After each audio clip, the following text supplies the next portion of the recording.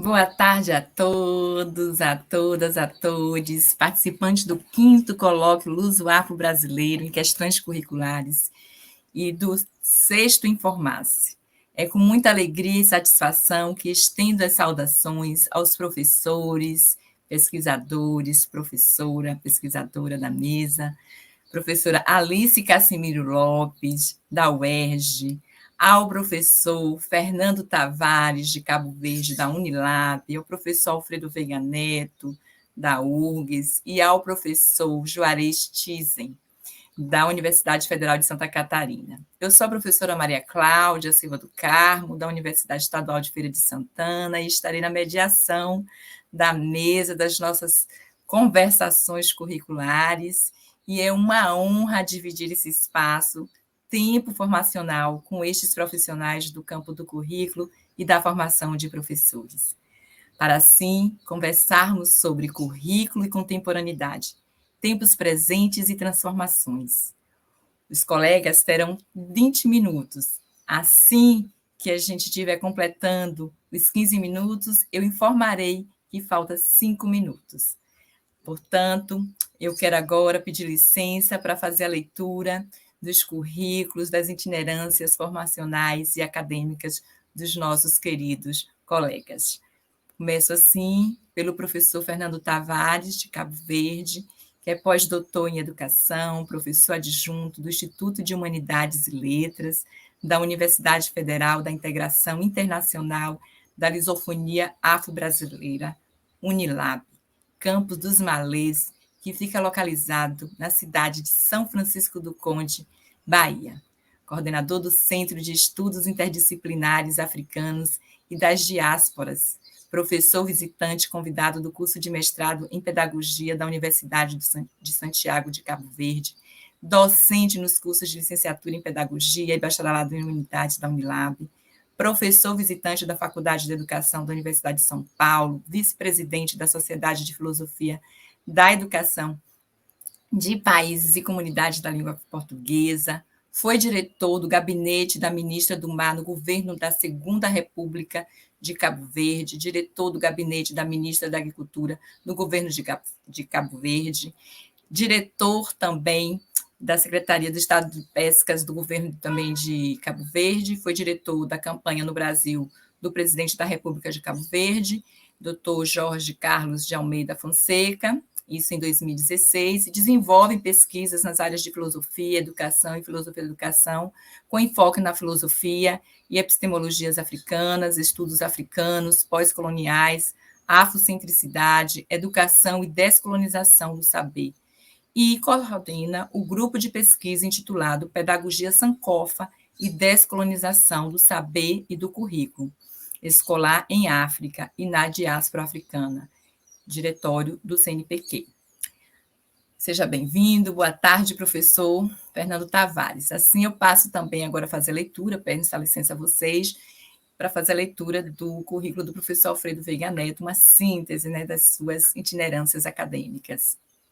É doutor em Educação pela Universidade Federal do Rio Grande do Sul, da URGS, professor titular da Faculdade de Educação da URGS, foi professor do Programa de Pós-Graduação em Educação da URGS e professor visitante na Universidade de Barcelona. Foi vice-presidente da Associação Nacional de Pós-Graduação e Pesquisa em Educação, ANPED, criador e integrante do Grupo de Pesquisa em Currículo e Contemporaneidade, GPCC da URGS, integra o Grupo de Estudos e Pesquisa em Inclusão, do GEP Unicino CNPq, tem experiência na área de educação, atuando principalmente nos seguintes temas: currículo, estudos Foucaultianos, crítica pós-estruturalista e interdisciplinaridade. Boa tarde, seja bem-vindo, professor. Passo, então, a leitura do currículo da professora Alice Cassimiro Lopes, professora titular da Faculdade de Educação da Universidade do Estado do Rio de Janeiro, UERJ, onde atua no PROPED, Programa de Pós-Graduação em Educação, é pró-cientista nessa mesma instituição, cientista do nosso estado, FAPERJ, e bolsista de produtividade em pesquisa do CNPq nível 1A. Suas pesquisas são financiadas pelo CNPq, pela CAPES e pela FAPERJ. Atualmente é diretora do Departamento de Fomento ao Ensino para Graduados na Pró-Reitoria de Pós-Graduação e Pesquisa da UERJ e vice-presidente do Conselho Superior da FAPERJ. Boa tarde, seja bem-vinda, professora Alice. E o professor Juarez Tizen é doutor em Ciências Pedagógicas pelo Instituto Central de Ciências Pedagógicas, Havana, Cuba, doutor em Gestão de Conhecimento pela Universidade Federal de Santa Catarina, da UFSC, pós-doutoramento na Universidade do Ninho, Braga, Portugal, professor do Centro de Ciências da Educação da Universidade Federal de Santa Catarina e professor do Programa de Pós-Graduação em Educação no mesmo centro. Líder do grupo de pesquisa Itinera e do grupo de estudos em educação integral de Santa Catarina. Participa da rede brasileira Cidades que Educam e Escolas Socialmente Justas, do Observatório do Ensino Médio de Santa Catarina e do Observatório Nacional de Educação Integral. Seja bem-vindo, professor Juarez. E assim, eu convido para colocar em tela o professor Fernando Tavares, de Cabo Verde, da Unilab. Seja bem-vindo, professor. Boa tarde. Muito obrigado e aproveito a oportunidade para, em primeiro lugar, cumprimentar a todas e a todos e a todas e também agradecer pelo honroso convite e para participar neste fórum que é muito importante, sobretudo também para a minha formação, né? O tema da minha comunicação intitula-se Política Cultural e Descolonização do Currículo Escolar em Cabo Verde. Como eu disse inicialmente, eu fui pego de surpresa, talvez por culpa minha mesmo, né? Então eu tive que improvisar esse pequeno texto que eu vou apresentar para vocês, mas depois eu fico, portanto, à disposição para a gente poder dialogar sobre esta temática, né? Então, nesta comunicação, eu faço uma releitura sobre o dever histórico da educação em Cabo Verde, tendo como enfoque a problemática da exclusão da língua nativa cabo-verdiana, conhecida por crioulo, do sistema de ensino, a política cultural e a descolonização do currículo escolar no período pós-colonial.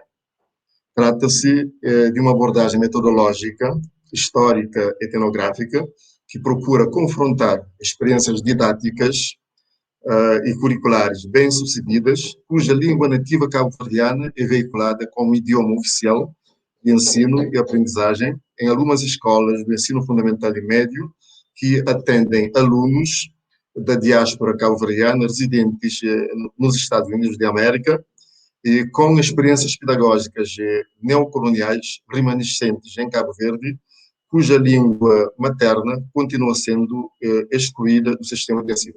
Então, o grande problema que atravessa a nossa educação em Cabo Verde, sobretudo no período pós-colonial, tem a ver precisamente com a política linguística, o facto de nós termos uma língua nacional que é veiculada por 99,9% da população cabo-verdiana e esta língua não faz parte do sistema de ensino. Então, a língua oficial do ensino é a língua portuguesa. Esta é uma realidade que afeta a educação não só em Cabo Verde, mas em todos os países africanos de língua oficial portuguesa e, de um modo geral, em toda a África e pós-colonial, tendo em vista que as nossas línguas africanas, os nossos aportes culturais africanos ainda não fazem parte, portanto, do sistema educativo, né? A República de Cabo Verde é um arquipélago formado por 10 ilhas e 8 ilhéus, localizadas no Oceano Atlântico, a cerca de 550 quilômetros da costa ocidental africana. Segundo a história oficial, Cabo Verde foi descoberto ou achado entre 1460 e 1462 pelos marinheiros Diogo Gomes e António Danoli, que se encontravam ao serviço da coroa portuguesa. A partir de então, estabeleceram-se pelo desígnio do rei de Portugal, capitanias hereditárias, para legitimar o povoamento e a exploração econômica do arquipélago, que viria a ser um dos maiores entrepostos do comércio triangular entre a Europa, a África e as Américas, na epopeia da expansão europeia, da invasão e pilhagem do continente africano. O povoamento e a ocupação do arquipélago ocorreram numa relação social de dominação escravocrata, mediatizada por encontros e desencontros entre colonos e africanos escravizados, estes oriundos dos rios da Guiné.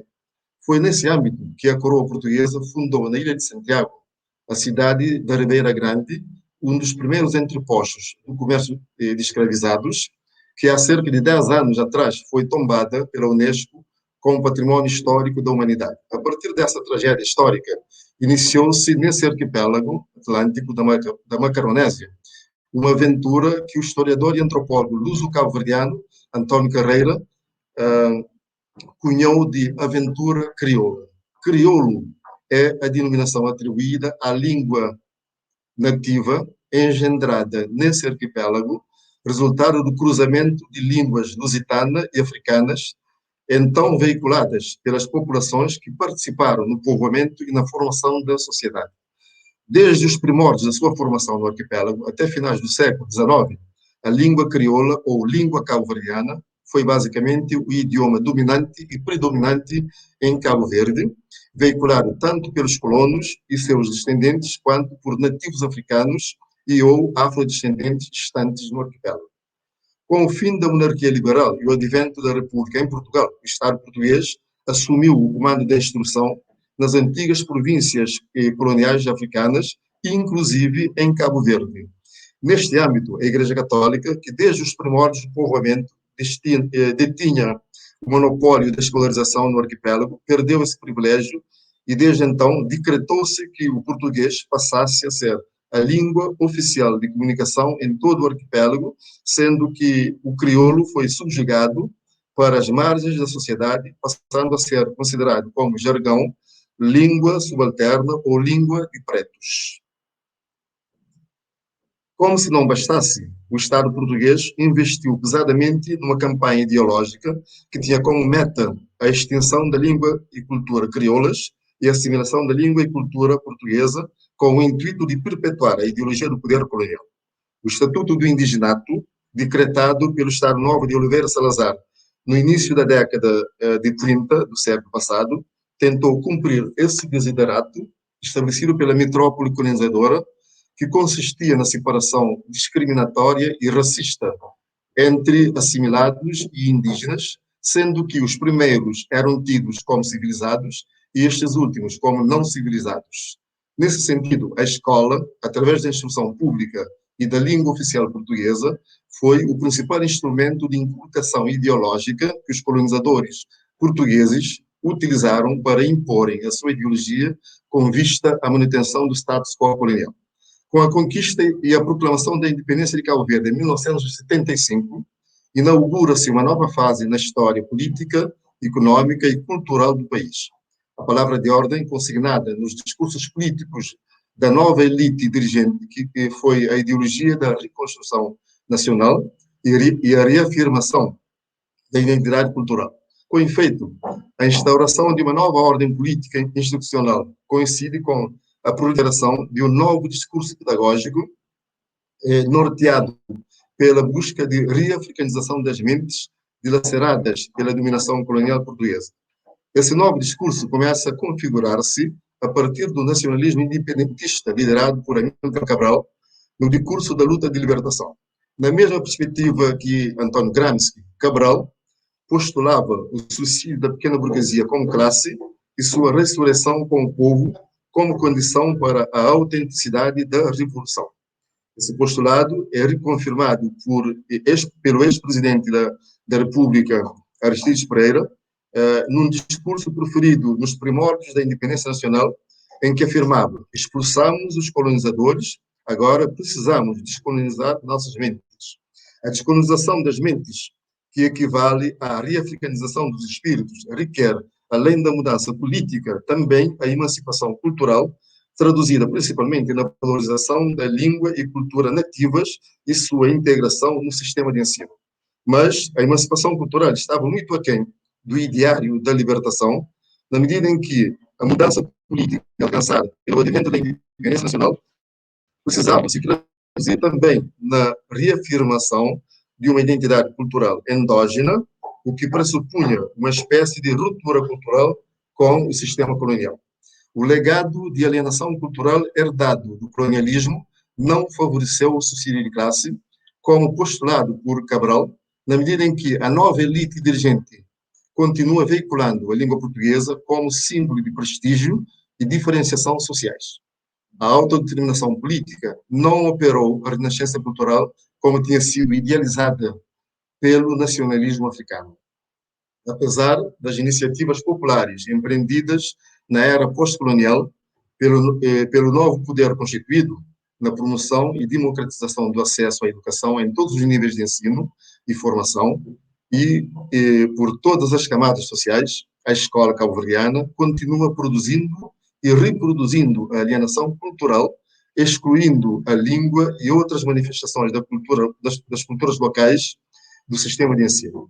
Parafraseando Paulo Freire e Donaldo Macedo, torna-se pertinente questionar como operar a descolonização das mentes através da educação, veiculando única e exclusivamente para o efeito a mesma língua que oprimiu o povo durante séculos de dominação colonial.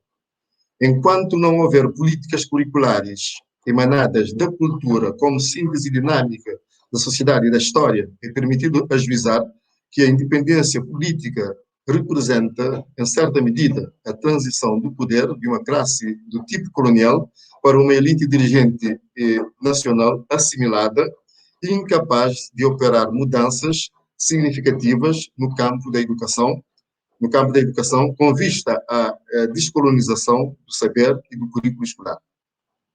Como bem assinalaram Paulo Freire e Donaldo Macedo, não haverá democracia cultural se não houver democracia política.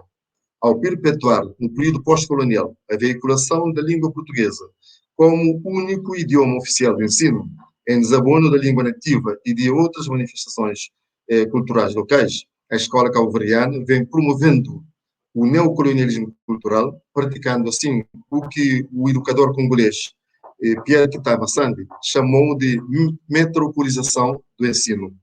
O advento do pluralismo político e a instauração de um regime democrático em Cabo Verde, no início da década dos anos 90, conduziu o país para a senda da liberalização da economia e do mercado global, fazendo emergir o novo discurso dominante em todos os setores do desenvolvimento, inclusive das políticas de currículo consignadas na primeira reforma do sistema educativo pós-colonial, empreendida nesse período. Trata-se da ideologia neoliberal economicista, substituindo então o discurso econômico estetizante, outrora informado pela ideologia do Estado-nação. Com efeito, aliada a uma certa mentalidade neocolonial emergente no período pós-independência, o discurso neoliberal passa a ter um papel preponderante na redefinição das políticas educacionais em Cabo Verde. Sob o signo do Banco Mundial e do Fundo Monetário Internacional, a educação e o currículo conhecem uma nova fase a partir da década de 90. Esse período marca a publicação da primeira lei de bases do sistema educativo do país independente e, por conseguinte, o início das grandes reformas curriculares operadas na estrutura da educação sob o financiamento do Banco Mundial e do FMI. Com efeito, as grandes opções políticas implementadas no setor da educação passarão a ser diretamente determinadas pelos princípios neoliberais postulados pelos peritos das instituições financeiras supramencionadas. É o início da era neoliberal e da mercantilização da educação em Cabo Verde. A semelhança dos outros países africanos que passaram pelos processos de dominação e de exploração coloniais, também em Cabo Verde, a educação e a escolarização têm sido historicamente perpassadas por um legado teórico-cultural de matriz eurocêntrico, ancorado em concepções universalistas, homogeneizantes e unificadoras do sujeito, do conhecimento e da história, relegando a língua nativa e os demais saberes locais para as margens do poder, porquanto exclui sua própria história, cultura e identidade dos processos de construção do saber e do currículo escolar. As narrativas coloniais, neocoloniais e neoliberais inerentes ao dever histórico da educação cabo-verdiana refletem uma profunda crise identitária com repercussão negativa no processo de empoderamento de sujeitos no cotidiano escolar. As políticas de currículo empreendidas no período pós-colonial têm sido erigidas sob a ideologia unificadora do Estado-nação, fazendo tábua rasa da diversidade étnica e racial existente em Cabo Verde. Urge, deste modo, a descolonização do discurso educacional e das narrativas curriculares, sob pena de o sistema não conseguir realizar o projeto emancipatório da reafricanização das mentes, manifesto no ideário da libertação e da formação do homem novo, postulados por Amílcar Cabral. Há mais de 4 décadas vêm sendo realizadas experiências pedagógicas bilíngues em instituições de ensino que atendem alunos descendentes de imigrantes cabo-verdianos residentes na região de Nova Inglaterra, nos Estados Unidos da América. Essas escolas desenvolvem um sistema de ensino em que o crioulo de Cabo Verde é veiculado como língua primeira e o inglês como segunda língua. Trata-se de uma experiência inovadora e revolucionária que oferece perspectivas pedagógicas multi-interculturais passíveis de desconstruir as tendências homogeneizantes e eurocêntricas inerentes ao discurso educacional remanescente em Cabo Verde, no contexto pós-colonial.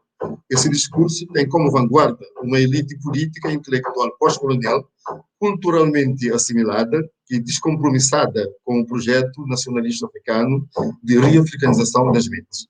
O propósito desta nossa comunicação é oferecer aportes epistemológicos que visem a desnaturalização de ideologias historicamente cristalizadas no contexto da dominação europeia da África e suas diásporas, sob o pretexto de que as línguas nativas africanas não são viáveis como veículos de ensino e aprendizagem, à semelhança de outros valores da cultura tradicional local, ainda excluídas das políticas e práticas curriculares.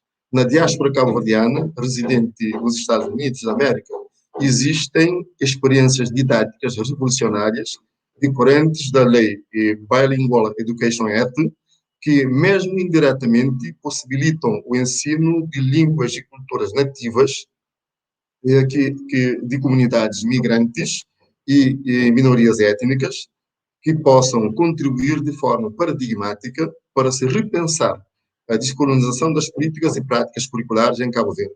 Neste sentido, este estudo tem se debruçado fundamentalmente sobre programas educacionais multiculturais com o intuito, como a iniciativa Bilingual Education, que recobrem algumas escolas localizadas no estado de Massachusetts, onde reside um grande contingente de migrantes, não só de origem cabo-verdiana, como de outros países africanos, caribenhos, latinos e asiáticos.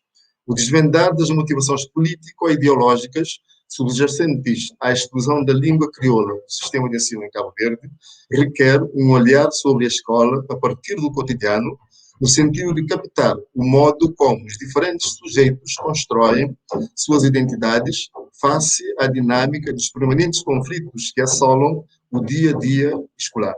Aproximar-se da escola com um olhar multicultural no contexto cabo-verdiano permite desconstruir a ideia dominante herdada da colonização de que a língua portuguesa constitui o único instrumento viável de comunicação para o sistema de ensino e abre espaço para um diálogo intercultural que possibilita a introdução da língua e culturas locais no sistema de ensino. Esta reflexão pretende contribuir de forma orgânica e sistemática para esse debate, articulando abordagens teóricas multiculturais com dados empíricos captados na pesquisa de campo. A pesquisa de campo ocorreu em espaços geográficos distintos, abrangendo escolas de Cabo Verde e dos Estados Unidos da América. Trata-se, com efeito, de um estudo comparado que procura articular experiências pedagógicas bilíngues de escolas crioulas dos Estados Unidos com práticas pedagógicas de escolas cabo-verdianas cuja língua materna é ainda excluída do sistema de ensino. O estudo parte do seguinte pressuposto: se a língua cabo-verdiana ou crioulo detém o estatuto de língua oficial e ou primeira língua no programa Bilingual Education, desenvolvido em escolas frequentadas por estudantes imigrantes cabo-verdianos no estado de Massachusetts, sem prejuízo para o ensino e aprendizagem do inglês como segunda língua, por que razão nas escolas do território nacional cabo-verdiano a língua crioula continua a ser tratada como obstáculo para a aprendizagem e o aprimoramento da língua portuguesa e dos demais conteúdos curriculares, como tem sido propalado por um certo discurso pedagógico dominante disseminado entre as elites políticas e intelectuais pós-coloniais e reproduzido por professoras e professores, educadoras e educadores nacionais. As pesquisas sociolinguísticas empreendidas em Cabo Verde, desde a independência nacional, no campo da tradição oral, da gramaticalização e do alfabeto fonético e fonológico para a escrita do crioulo, comprovam definitivamente que o crioulo não é um dialeto, mas sim uma língua com identidade própria e aberta à evolução de qualquer outra língua moderna, possuindo, deste modo, todas as condições técnicas para ser veiculado como língua de ensino e de comunicação nas escolas. O confronto dos indicadores teóricos e empíricos provenientes das pesquisas efetuadas em Cabo Verde e nos Estados Unidos da América revelam de forma evidente que a exclusão da língua cabo-verdiana do sistema de ensino é um problema essencialmente político e ideológico legado pelo colonialismo e que vem sendo perpetuado por uma vanguarda e uma categoria social dominante, culturalmente assimilada e alienada. Nesse sentido, resta concluir que a viabilização do crioulo como veículo de ensino nas escolas cabo-verdianas depende tão somente da conscientização e vontade política dos atores sociais dominantes da sociedade e, fundamentalmente, da iniciativa dos dirigentes políticos nacionais na mobilização de medidas legislativas e recursos financeiros com vista à inclusão da língua materna no sistema de ensino. Essa iniciativa deve ter como meta uma reforma curricular afrocentrada, fundamentada no ideário de Amílcar Cabral sobre o retorno às fontes culturais endógenas e a reafricanização dos espíritos, as teses de Cheikh Anta Diop sobre a unidade cultural da África Negra e o paradigma epistemológico da afrocentricidade de Molefi Keti Asante sobre a valorização da experiência africana, sob pretexto de que qualquer reforma curricular no contexto cabo-verdiano e ou africano deve ter como fundamento uma política cultural. Então, sintetizando, a minha comunicação ela versa sobre a problemática da exclusão da língua cabo-verdiana, a língua nativa cabo-verdiana do sistema de ensino no período pós-colonial, e, como eu coloquei no início, é um dos problemas que mais afeta o nosso sistema educativo em Cabo Verde. Nós hoje temos uma educação que, de certa forma, é muito elogiada pela comunidade internacional em África, inclusive é tomada como exemplo em África, e pelos alcances e pelo próprio processo de democratização, mas o grande problema que atravessa a nossa educação tem a ver precisamente com a questão identitária, ou seja, a questão da formação de sujeitos com consciência histórica. Portanto, uma educação e um sistema curricular que não valorize a nossa experiência africana, portanto, não consegue formar sujeitos emancipados, sujeitos com consciência histórica. Então, é esse o problema que atravessa a nossa educação e que requer, portanto, um processo de descolonização do currículo escolar. Eu agradeço a vossa atenção e peço desculpas pela leitura do texto e fico à disposição para dialogar. Muito obrigado. Muito obrigada, professor Tavares. Vamos conversar, quando a gente tiver esse tempinho aí na hora da conversa, mas eu fiz alguns destaques aqui na sua fala, no que diz respeito, agora à sua última fala, que é um sistema de educação ou uma educação que não reconhece as identidades históricas e culturais dos sujeitos, atores, né, atores sociais de Cabo Verde, especificamente falando aí dessa dimensão das escolas crioulas, né, das escolas bilíngues, e o seu trabalho de pesquisa.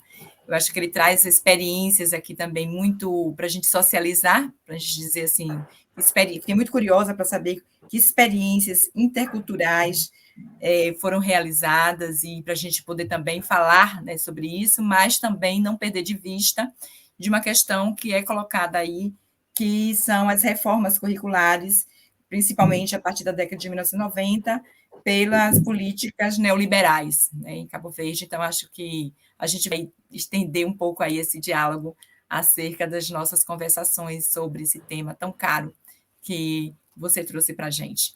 Então, vou agora chamar aqui, trazer para a tela, o nosso colega, professor doutor Juarez Thyssen. Boa tarde, professor. Seja bem-vindo. Seu microfone está fechado. Então, uma boa tarde às pessoas que compartilham conosco essa importante sessão deste evento. E gostaria de cumprimentar, de modo especial, então, a professora Maria Cláudia, e, em nome dela, também os colegas que fazem suporte para essa mesa, o professor Dr. Fernando Tavares, o professor Alfredo Veiga Neto e a professora Alice Lopes. Prazer compartilhar com vocês esse momento de discussão, reflexão do campo do currículo. Tendo em conta as minhas leituras mais recentes e a consequente produção científica, além, obviamente, do tema dessa mesa, eu elegi para a minha intervenção o tema currículo como territorialidades geodiscursivas em disputas por significação. Eu vou me limitar à leitura das anotações que organizei, para evitar, então, a dispersão e exceção do uso do tempo, já que temos aí um cronograma de trabalho bastante apertado. Bom, a contemporaneidade do debate curricular, em especial esse tempo pandêmico, de baixa circularidade no meio social e certo isolamento curricular, me provoca a pensar para essa mesa um aspecto que tem se mostrado cada vez mais presente nos movimentos que pensam os percursos formativos de escolarização. Me refiro à questão das espacialidades, territorialidades, circularidades, o que estou denominando aqui de sentidos geodiscursivos na produção curricular. Mais recentemente, noções sobre território, cidade, lugares, espaços, ambientes, mapas, redes, escalas, cartografias, etc., passaram a constituir objeto de atenção e de análise de pesquisadores da educação em geral e do currículo em particular.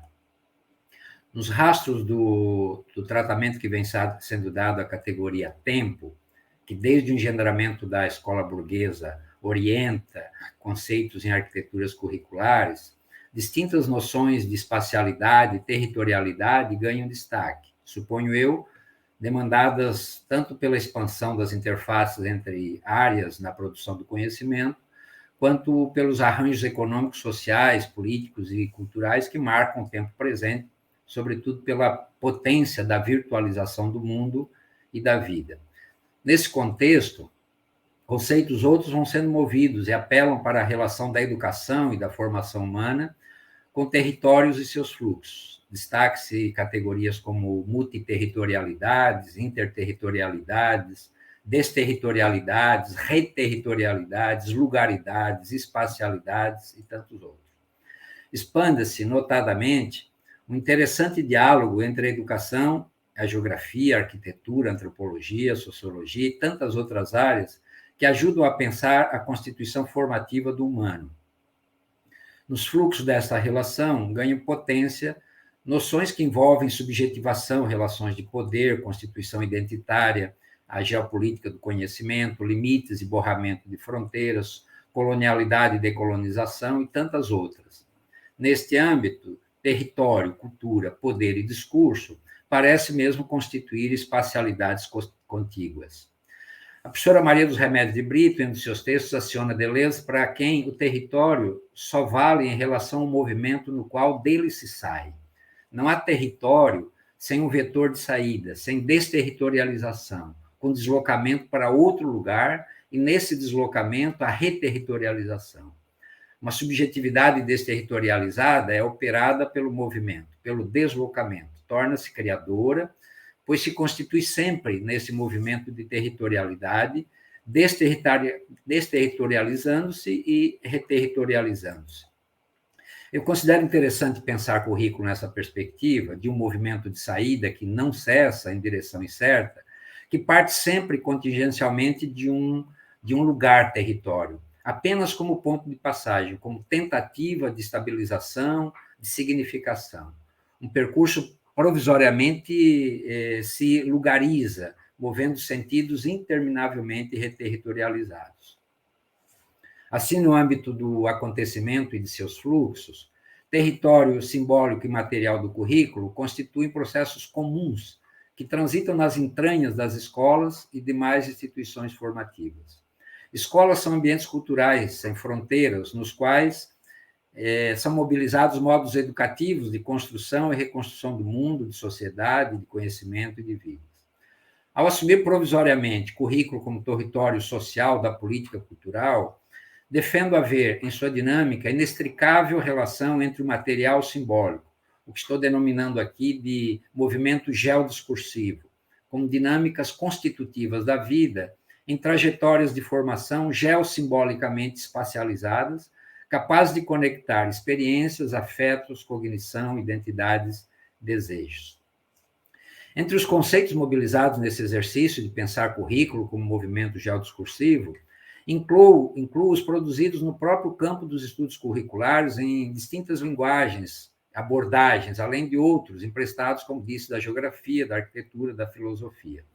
Tento aqui articular elementos que marcam a noção de currículo como território do simbólico e do discursivo, onde são mobilizadas disputas por significação, mas mobilizo também a noção de currículo como um movimento que se desloca, que se desterritorializa do lugar material da experiência humana, nos fluxos vividos nas e pelas escolas e demais instituições, ambientes abertos do e para o acontecimento da formação, que em disputas e negociação de sentidos tecem continuamente redes complexas de conexão, integrando pensamento e ação, o material, o simbólico, a objetividade e a subjetividade. Opero aqui com a noção de significação, movida especialmente em abordagens discursivas, enunciadas no campo do currículo como teorias políticas e da política, especialmente a cultural. Significação entendida aqui como práticas discursivas em tentativas de produção, estabilização e fixação de sentidos. Como definiu Lefebvre, o signo é sempre representação e não a apresentação de uma presença plena. No âmbito do social e do político, o que temos são representações. E representar o real é significá-lo, contextual, relacional e contingencialmente. Opero com a noção de que o discurso, sendo contingente, é também provisoriamente geossituado, lugarizado, ambientado, espacializado. As disputas se movem em territórios geopolíticos e ganham formas geodiscursivas. Este movimento pode ser percebido, por exemplo, nos debates que envolvem as chamadas epistemologia do Norte em relação às do Sul, nas discussões sobre os ideários de centralização e descentralização, nas políticas do debate que tensiona o universalismo e o localismo, o isomorfismo e a flexibilização, as questões geoidentitárias e tantas outras. Enfim, busco aqui articular a noção de currículo como território onde a experiência educativa se manifesta como ato, como acontecimento, como prática. Faço esse debate situando e dando destaque à escola como espacialidade e territorialidade, com e a partir da qual disputas por significação fundem o material, o simbólico e o discursivo. Escolas indissociam coisas, sujeitos, signos e discursos. São espaços de fluxo, sobretudo curriculares, pelas quais vidas humanas se constrói e reconstrói, movidas pela potência da educabilidade. Como territórios curriculares da formação humana, as escolas podem constituir o que há de mais representativo na relação profunda entre o material e o cultural, entre o concreto e o signo, entre a ação e o discurso. Escolas são espaços geossimbólicos, estou usando essa expressão aqui de uma geógrafa colombiana chamada Doris Leon, são também espaços topofílicos, para usar um conceito do Ifutuan, tendo em vista que possuem energia para conectar lugar, afeto, cognição, identidades, desejos. O professor Marco Aurélio Sacchi entende que territórios e territorialidades são vividos, percebidos e compreendidos de formas distintas, são substantivados por relações e constitutivos de heterogeneidade, de interação, de conflito, de localização em movimento, de línguas e religiões, de instituições, de natureza, de diversidade. É produto de tramas que envolvem construções, formas espaciais, instituições, redes multiescalares, relações sociais e natureza. Território objetivo material e subjetivo imaterial ao mesmo tempo. O território tem dimensão política, cultural, simbólica e econômica, como destaca o nosso geógrafo brasileiro Roberto Hesberg. Nosso querido Milton Santos, assim como Roberto Lobato Correia, assim como vários outros geógrafos, concebe o território como dimensão dinâmica e fluida, como definidos e delimitados politicamente por e a partir de relações de poder. Entende espaços territórios como sempre compostos de lutas entre dominação, submissão, são campos de força onde as relações de poder se mostram evidentes. Acentua que os territórios não surgem a partir dos espaços, mas sim a partir das relações emanadas nesses campos de força. Esses pesquisadores acentuam que fronteiras ou limites são fundamentais para identificar aqueles que estão fora e aqueles que estão dentro. Com isso, o território pode ser utilizado para conter, para restringir, para excluir, e as delimitações elaboradas só tornam o território quando afetam o controle de acesso em termos físicos e subjetivos. Que o estabelecimento de limites é uma característica subjetiva de homens e mulheres e sempre sustenta uma ideia de propriedade. Então, no conjunto de significações das pautas do debate curricular, parece caber a ideia decolonial de territorialidade, para a qual as relações de saber e poder estão no centro do tensionamento epistêmico, e por isso mobilizam formas de pensar a relação colonialidade e decolonialidade, como inclusive acabamos de ouvir a fala do professor Fernando Tavares. Territorialidade, desterritorialização e reterritorialização constituem categorias teórico-políticas importantes para o pensamento decolonial e caras para o currículo, tendo em vista que o debate gravita em torno de questões geopolíticas, geossimbólicas, que envolvem, por exemplo, eurocentrismos, epistemologias, culturas e identidades, pertencimentos, fronteiras, etc. Parece evidente que esse conjunto de significação atribuído para os conceitos de currículo, em termos geopolíticos, se encontra e até mesmo se confunde com sentidos de território curricular. Ambos buscam fixar marcações conceituais em torno da ideia de poder, que, por extensão, envolve aspectos como regulação, controle, propriedade, dominação, insurgências, fronteiras, exclusão, conflitos, negociação, etc. Ambos são significados como espaços geopolíticos, geossimbólicos, topofílicos e imateriais, nos quais são construídos e reconstruídos o gênero humano em constante processo de transformação. Outro aspecto importante relacionado à ideia de escola como território que conecta o material ao simbólico tem a ver com os limites e fronteiras alcançados nos fluxos de sua ação educativa, o que estou entendendo aqui como estou chamando aqui de extensão das territorialidades. Nosso conhecido Cláudio Rafestan sustenta que a territorialidade deve ser entendida como multidimensional e inerente à vida em sociedade. A territorialidade assume um valor particular, dado que reflete o multidimensionamento do vivido territorial pelos membros de uma coletividade.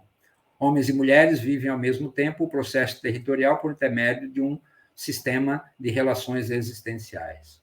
Analogamente, poderíamos dizer que os currículos em ação constituem territorialidades, ora espacializadas, ora desterritorializadas, impulsionadas intermitentemente pelas forças de seu movimento sempre vivos, relacionais e contingentes.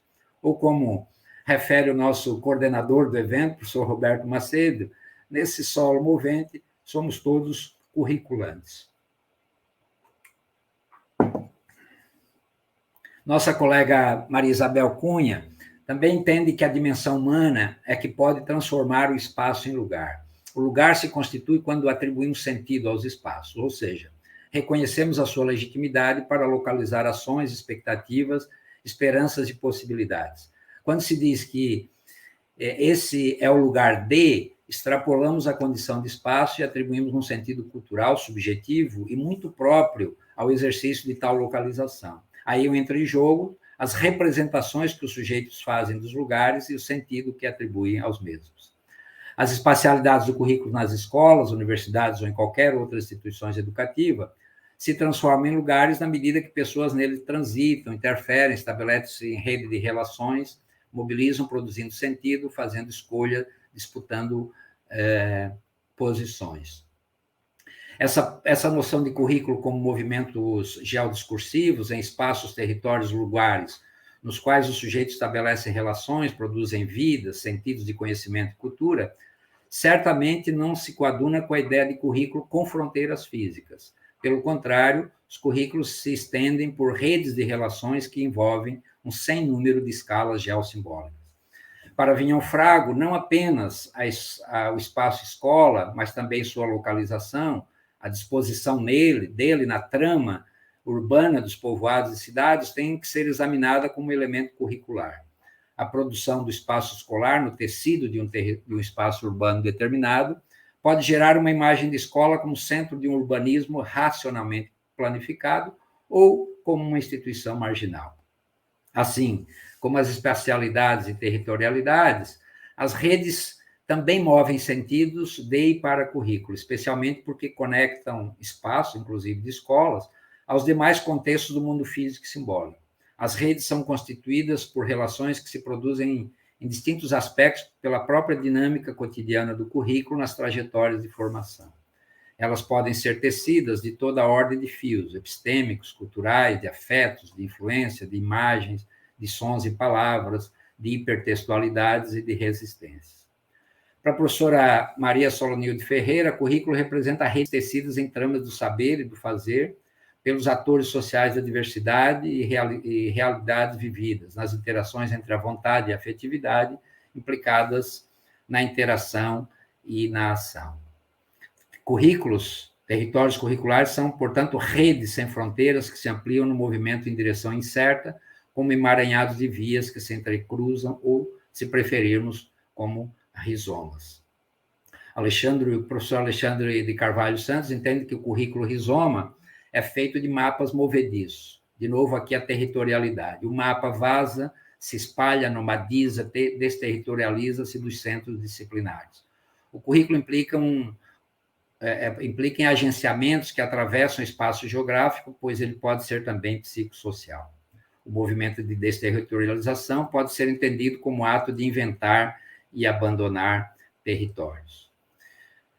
Como quer a nossa querida Marluce Paraíso, o currículo é, por natureza, rizomático, porque é território de proliferação de sentidos, de multiplicação de significados. Apesar de todos os poderes que fazem o controle, demarcam as áreas e opinam sobre como evitar a desorganização de um currículo, tudo vaza, tudo escapa.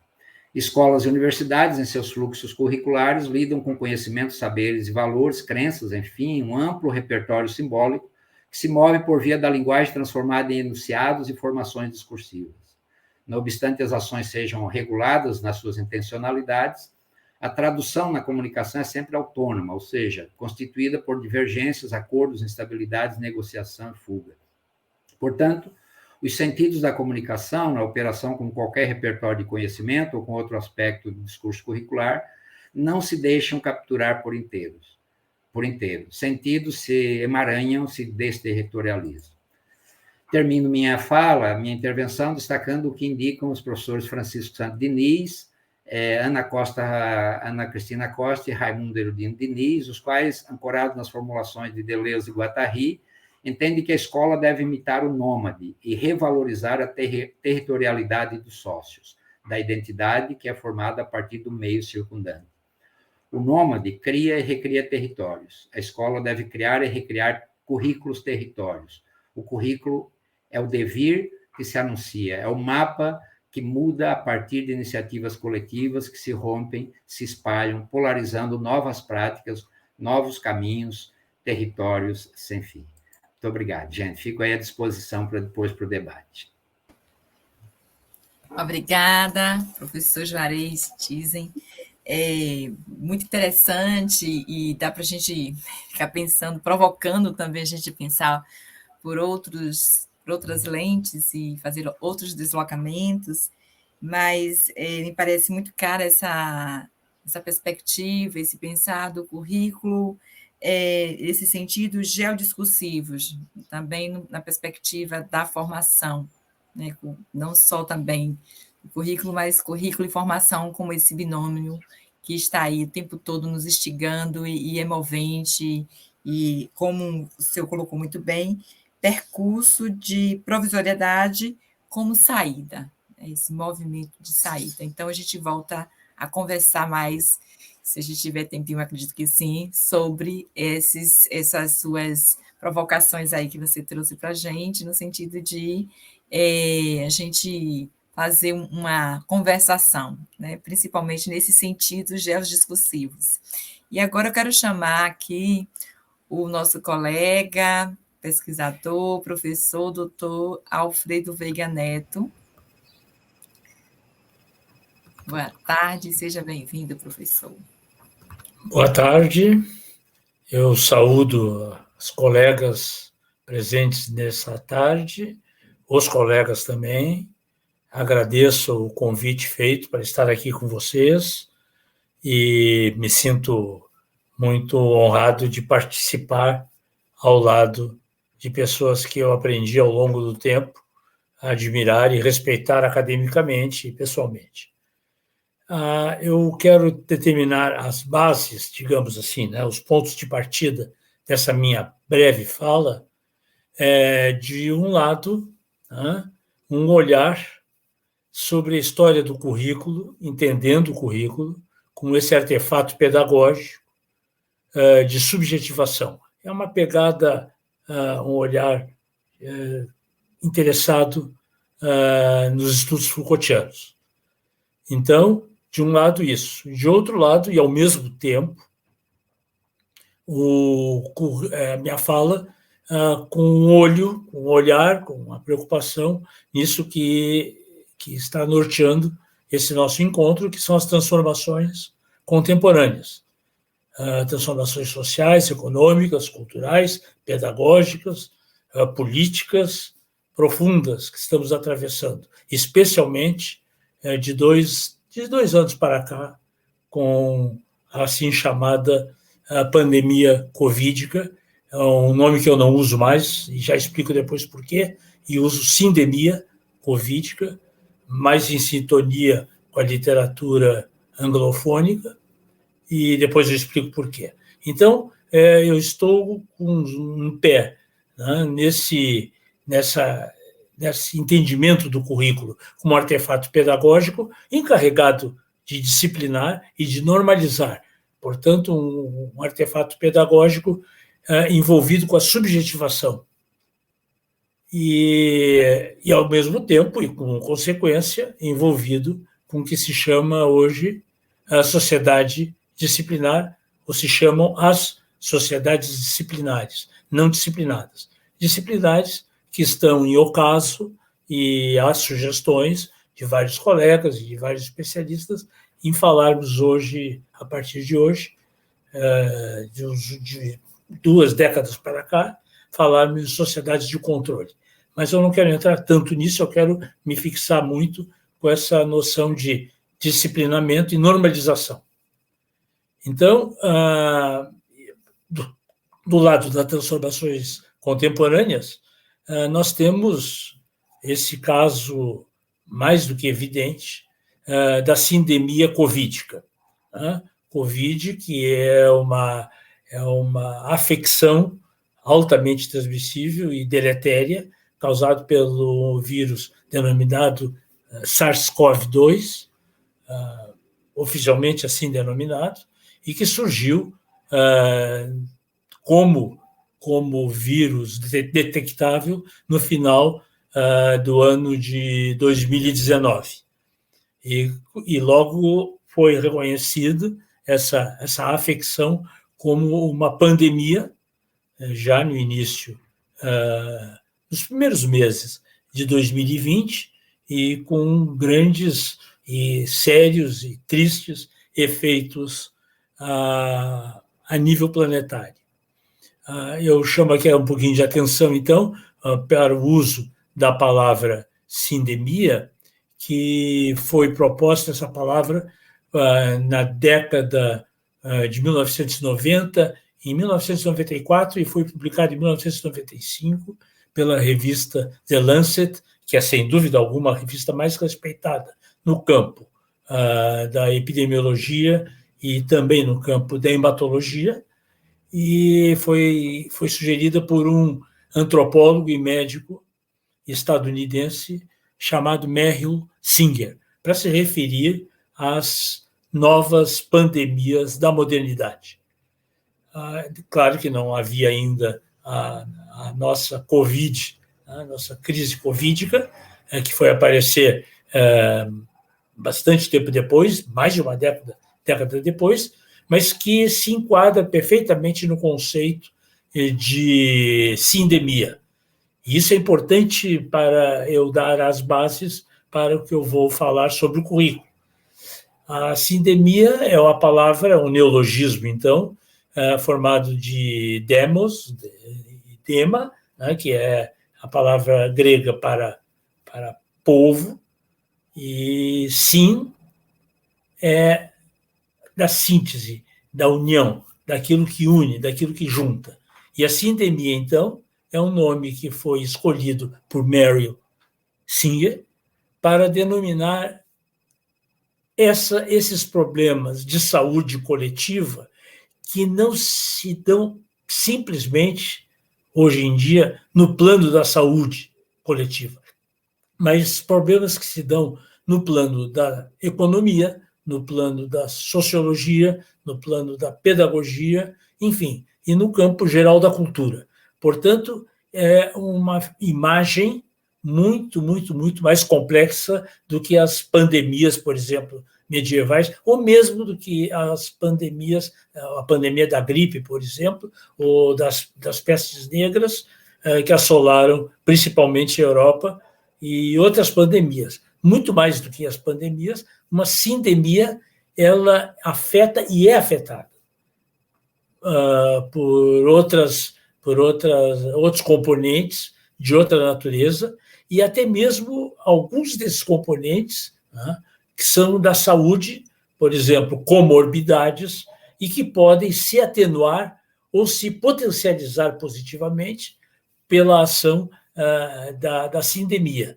Então, isso aponta para uma situação extremamente complexa, que varia rapidamente para examinar. É como se tivéssemos que examinar um processo em movimento. Isso já é mais ou menos assim nas pandemias. Mas no caso das sindemias, existem outros fatores intervenientes e os especialistas costumam apelar para a metáfora do caleidoscópio. Sempre uma imagem caleidoscópica que, conforme se faz algum movimento, toda aquela imagem, todos aqueles cristalzinhos coloridos trocam de posição e, por um sistema de espelhamento, parecem outras coisas. E aparecem outras coisas. Então, isso leva a que nós nos demos conta de que são outras demandas necessárias, são outras demandas para serem atendidas. Não é simplesmente uma questão de saúde pública, é muito mais do que isso, é bem mais do que isso.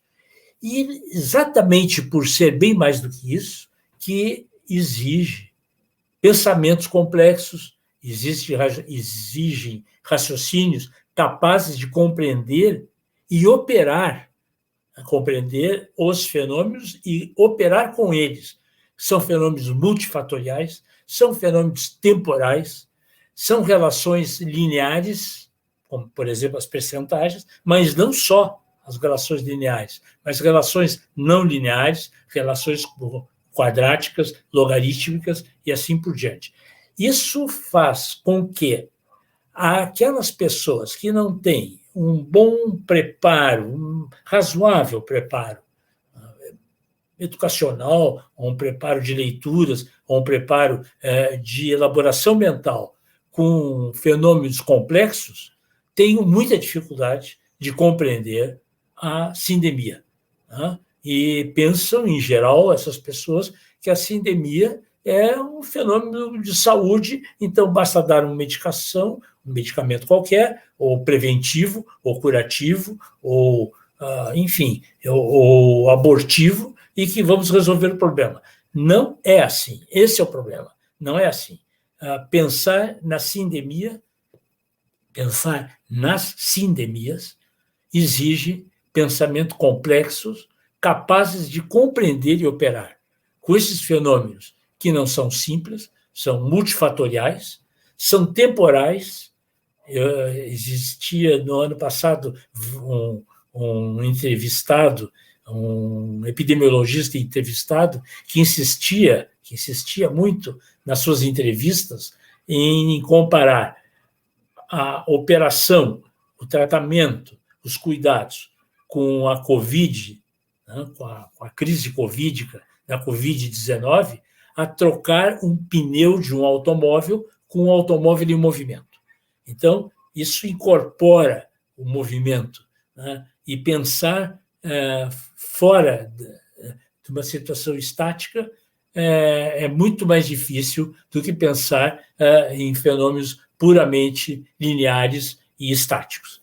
Então, uma sugestão, por exemplo, né, que se tem é que lembrar que, em termos do currículo, por exemplo, o ensino de ciências não dá conta, na minha opinião, na minha experiência como professor de prática de ensino, de ciências, de didática da biologia, didática de ciências, como professor de história do pensamento científico, que fui durante tantos anos, o ensino de ciências, na forma como ele é pensado hoje, nas diretrizes curriculares e na expressiva maioria da bibliografia sobre ensino, ensino de biologia, ensino de física, ensino de química, não dá conta.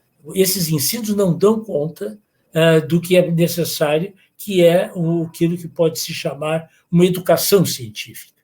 Uma educação que seja também atenta, que esteja também preocupada com a história das ciências, com a história da física, da biologia, da química, como que esses conceitos se articularam e trabalhar muito, entendendo por educação científica, muito no sentido da Bildung, da clássica Bildung do século XVIII, do iluminismo alemão, da Aufklärung alemã, no sentido de formar, junto com o conhecimento, a questão da gnoseologia das ciências, formar também a Bildung, uma formação que a educação científica dá, entendendo educação como mais abrangente do que o ensino. Então, questões, inclusive, da ética e do comportamento perante o conhecimento científico. Eu não tenho dúvida de que uma parte desse atual governo federal que temos no Brasil, é a minha opinião, não é a opinião do grupo necessariamente, e nem desse evento, mas é a minha opinião, que além da estultice, além que a palavra mais educada para falar de burrice, e eu não falo de burrice para não ofender os muares, então a estultice, além da estultice, além do mau-caratismo, além da maldade que comanda uma parte das políticas e dos políticos dirigentes no meu país, no Brasil, uma parte se deve a um mau entendimento e a uma má compreensão, ou uma impossibilidade de compreender fenômenos complexos. Talvez um trabalho escolar de longo prazo e mais atento à educação científica, mais do que ao ensino de ciências, mais importante, mais amplo, mais abrangente, mais compreensivo do que o ensino de ciências, seja uma tarefa a pensar no campo do currículo. Então, essa é a minha contribuição e eu me coloco à disposição dos colegas e das colegas daqui para diante. Eu tenho produzido muita coisa, publicado, especificamente nessa questão. Eu publiquei recentemente, há menos de um ano, um artigo explorando com mais detalhes essas necessidades que eu tiro a partir de leituras de neurocientistas e neurobiólogos como Oliver Sacks, Miguel Nicoleles, o português Antônio Damasio, que está nos Estados Unidos há muito tempo, o nosso brasileiro Miguel Nicoleles, e o inglês norte-americano, inglês estadunidense, falecido há pouco tempo, Oliver Sacks. Eles contribuem muito para que nós compreendamos melhor as necessárias conexões e relações neurais que são exigidas para a compreensão de fenômenos não lineares, não simples e não estáticos. Então, por enquanto, era isso, e agradeço a atenção de todos e todas vocês. Muito obrigado. Obrigada, professor Alfredo Veiga Neto. Então, nos comentários, que sua fala foi assim, uma fala bastante fecunda, fantástico, o que você traz, e quero também fazer esse destaque, né, quando você traz aí, né, pensar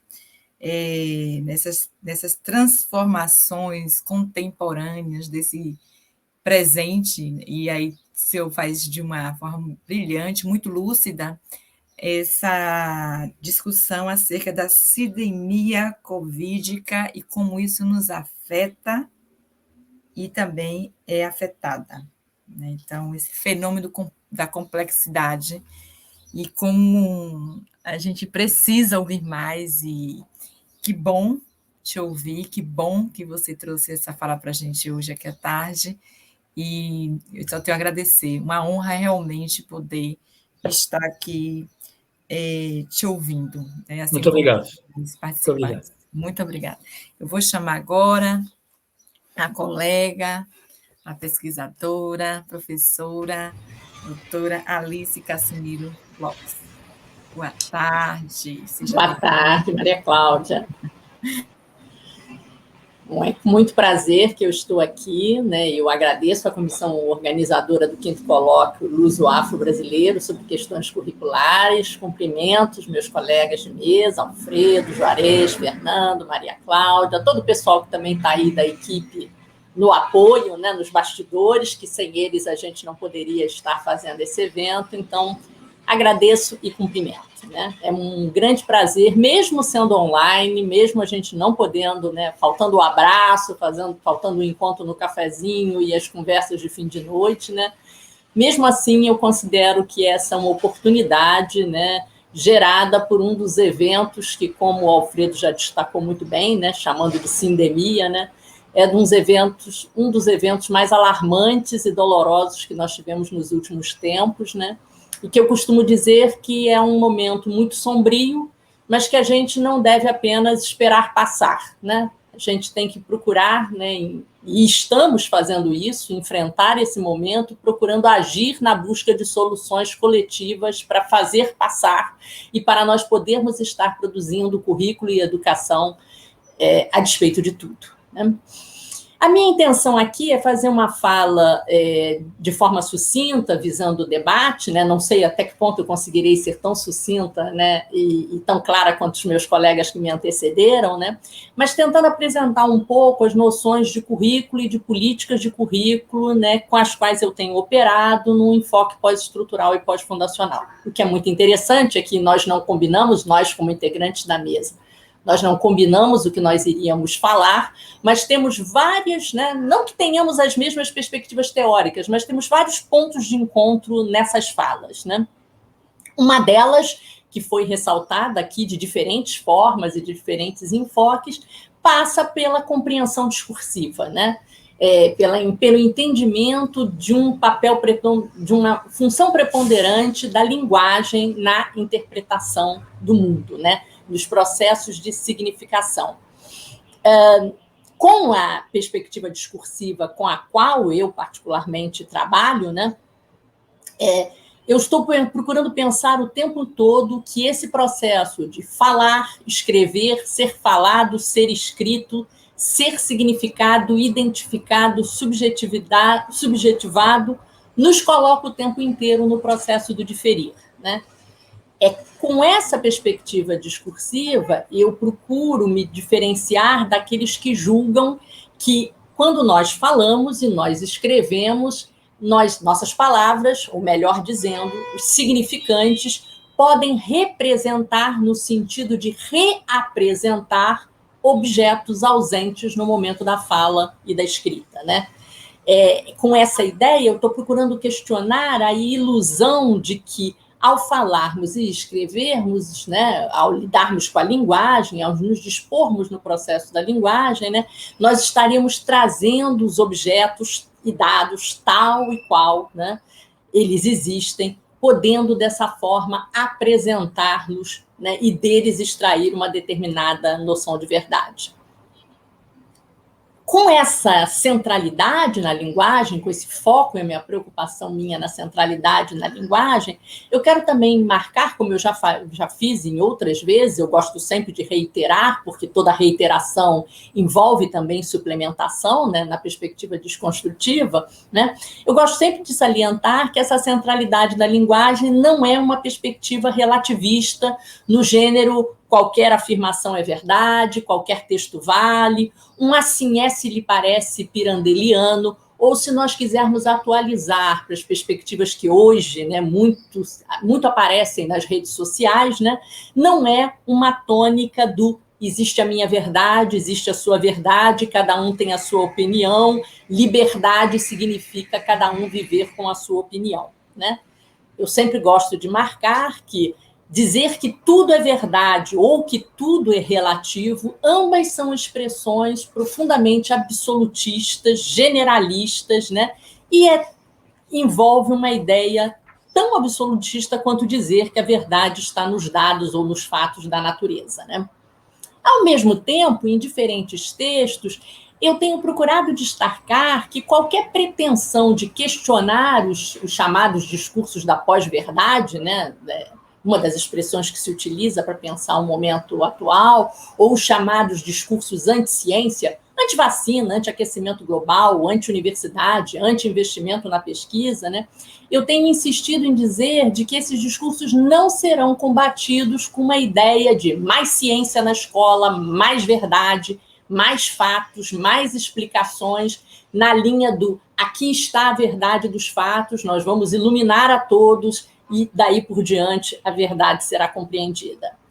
Eu tenho procurado trabalhar com uma outra interpretação, que de forma alguma é o caminho do meio, não é uma terceira via, né, tão em moda, né, até porque eu acho que o caminho do meio não é uma solução obrigatória, né. Eu tenho procurado trabalhar com a ideia do discurso, de defender, como muitos dos meus colegas que me antecederam já mencionaram, né, a ideia do discurso constituindo a realidade, discurso entendido como linguagem e ação, mas também discurso entendido como prática articulatória. E quando eu me remeto ao discurso como prática articulatória, eu também estou remetendo à ideia de estruturas descentradas, sujeitos e identidades como subjetivação e identificação. Eu também estou tentando remeter à ideia de fluxo, né, que o Juarez já salientou bastante, né, e a relação contingente ao invés da fixação e do determinismo objetivista, né? Então, um dos focos da minha perspectiva nas políticas de currículo é justamente tentar entender como é que essas articulações, e, portanto, como é que esses discursos, como práticas articulatórias, vão sendo produzidos, né? Como é que se dá uma articulação entre diferentes demandas em um dado contexto político, de forma a construir um discurso, né, sobre o que vem a ser currículo, educação, qualidade da educação, avaliação, né? E para operar com essa questão é que eu venho trabalhando com a ideia, com a noção teórica, né, do Ernesto Laclau, de que o fechamento de uma articulação discursiva é pautado pela lógica da equivalência e venho procurando operar com essa ideia de que, se a articulação envolve equivalência, a gente tem que pensar como é que essa equivalência se desenvolve, né? Usualmente, a noção de articulação ela é muitas vezes pensada, até no nosso linguajar comum, né, como vinculadas à formação de grupos políticos, né? e muitas vezes ela é concebida como igualdade de propósitos ou igualdade de identidades, né? Aquela ideia de que eu me articularia com quem é igual a mim. A perspectiva do Laclau, ela rompe com essa perspectiva porque vai trabalhar com a equivalência, e a equivalência nunca é igualdade. A equivalência é compreendida na teoria do discurso do Laclau como dependendo de um antagonismo, né? Dependendo do antagonismo a uma diferença que foi expulsa da cadeia articulatória. Esta diferença é um exterior contra a qual todas as outras diferenças incluídas na totalidade do discurso se antagonizam, né? E é quando essas particularidades abrem mão de parte das suas diferenças no antagonismo contra essa diferença que está do lado de fora. É nesse processo, é com essa ideia de aglutinação em torno de determinadas demandas contextuais e contingentes, é que se constitui um grupo que muitas vezes nós chamamos de nós, o nosso grupo, né? Na política, seja ela política de currículo ou qualquer política, né, nós estaríamos sempre, portanto, construindo essa categoria nós contra uma categoria de eles, os outros, os que são contra nós, aqueles contra os quais nós nos antagonizamos. Nessa relação antagônica de nós contra eles, ela se torna, portanto, uma forma usual de compreender, né, os processos políticos, né, e nos leva a ter que sempre pensar nas identidades como relacionais, né? Eu tenho sempre um processo de que as identificações de quem somos nós dependem das identificações de quem são eles, né? Só posso afirmar que algo ameaça certa identidade se simultaneamente eu afirmar a existência dessa mesma identidade contra a qual, né, eu me antagonizo.